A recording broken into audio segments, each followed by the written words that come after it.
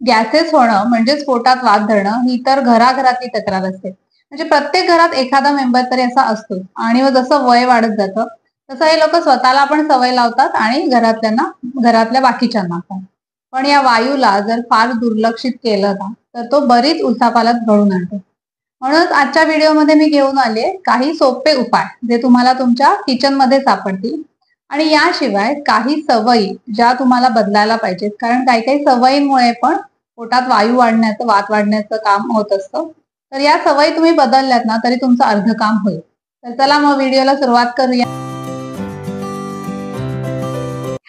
नमस्कार, मी डॉक्टर दीप्ती, मनसा वेलनेस मध्ये सगळ्यांचं मनापासून स्वागत.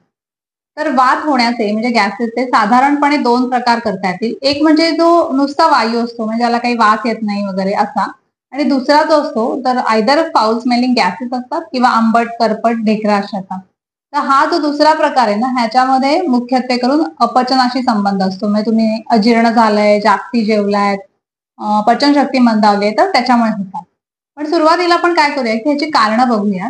तर त्यामुळे तुम्हाला लक्षात येईल की नक्की कशामुळे होतं.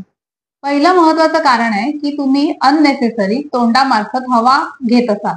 म्हणजे बघा, जर चहा कॉफी पिताना ते फुरके मारत चहा पिणं की ज्याच्यामुळे हवा भरपूर पोटात जाते, किंवा पाणी पिताना असं वरून पाणी पितात जे पूर्वीच्या लोकांना सवय होती, तर त्याच्यामुळे पण पाण्याबरोबरच हवा आत जात असते. तिसरं असतं की काही लोकांना च्युइंगम किंवा तत्सम पदार्थ असं तोंड उघडं ठेवून उगाच बराच वेळ चघळत राहायची सवय असते. नॅचरली त्याच्यात पण हवा जाते. नंतर जेवताना पण बऱ्याच वेळ बोलत बोलत किंवा कधी कधी घाईघाईत खाल्लं जातं. तर ह्या सगळ्या कारणांमुळे बाकी पचन जरी नीट असलं तरी हवा एक्स्ट्राची आमाशयात जात असते आणि त्याच्यामुळे वात वाढत असतो. दुसरं महत्वाचं कारण आहे की कार्बोनेटेड ड्रिंक्स, म्हणजे त्यात सोडा आलं, कोला आलं, स्पार्कलिंग वॉटर जे लोकांना हेल्दी वाटतं. तर अननेसेसरी म्हणजे पाण्यामध्ये असे काहीतरी गॅसेस घालून मग नंतर ते कॅन मध्ये पॅक करून आणि एक्स्ट्रा पैसे घालून हे लोक पित असतात. तर याचं काय कारण असतं आणि काय लॉजिक असतं माहित नाही. पण त्याच्यामुळे काय होतं की तुम्ही पाण्याबरोबरच हे सगळे गॅसेस पोटात ढकलत असता आणि त्याच्यामुळे पण हळूहळू त्रास सुरू होतो. तर असे ड्रिंक्स हे अवॉइड केलेलेच बरे. आणि पाणी पिताना पण शांतपणे बसून तोंड लावून असं व्यवस्थित पाणी प्यायचं. जास्तीची हवा पोटात जाणार नाही याची दक्षता घ्यायची. तिसरं महत्वाचं कारण आहे की काही पदार्थ हे वातुळत असतात, म्हणजे त्यांचं पचन होताना वात तयार होतो. फॉर एक्झाम्पल चवळी, मटार, पावटा, नंतर छोले असतील, राजमा असेल, तर बेसनाचे काही तळलेले पदार्थ. तर हे जेव्हा तुम्ही खाता ना तर एकतर जसं वय वाढतं तसं हे पदार्थ कमी करा. जर कधी केले तर त्यात व्यवस्थित हिंग वगैरे घालून ते बनवा. कडधान्य पण प्रॉपरली शिजवून मग तुम्ही खा.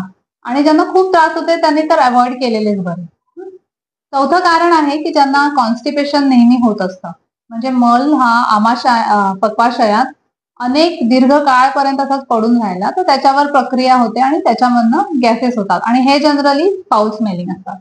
तर याच्यावर उपाय करताना फक्त सारक औषधं घेऊन जास्ती फायदा होत नाही. तर पचन प्रॉपरली व्हायला पाहिजे.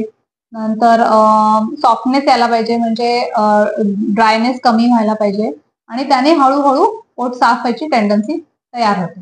बरं, आता आहार बघितल्यानंतर पुढचा महत्वाचा घटक असतो विहार, म्हणजे तुमच्या कामाच्या स्वरूपामुळे काय होतं. तर सध्याच्या काळातला अगदी सगळ्या आजारांसाठीचा कारण असा कल्प्रिट म्हणजे सिडेंटरी लाईफस्टाईल. तर तुम्ही तासन तास जर लॅपटॉप समोर, टीव्ही समोर, सोफ्यावर असे सतत नुसते बसून असाल तर नॅचरली पोटामध्ये हवा साठून राहणार, पचन मंदावणार. त्यामुळे मग काय करायचं, जरी काम असलं तरी अधेमध्ये थोडंसं उठायचं, जरा 4 पावलं इकडे तिकडे फिरायची. जेव्हा तुम्ही लिफ्टचा वापर करता आणि सहज शक्य आहे तर अशा वेळेला जिन्याचा वापर करायचा. सकाळ संध्याकाळ व्यायाम करायचा आणि थोडंसं हालचाल वाढवायची. तर जेवढी तुमची ऍक्टिव्ह लाईफस्टाईल असेल तर तेवढे नॅचरली ते त्रास कमी होत जातात. बरं, या सवयींचा आणि कारणांचा उहापोह केल्यानंतर आता तुम्ही असं म्हणाल की एवढं करूनही जर गॅसेस झाले तर काय घ्यायचं. तर साधे सोपे उपाय आहेत.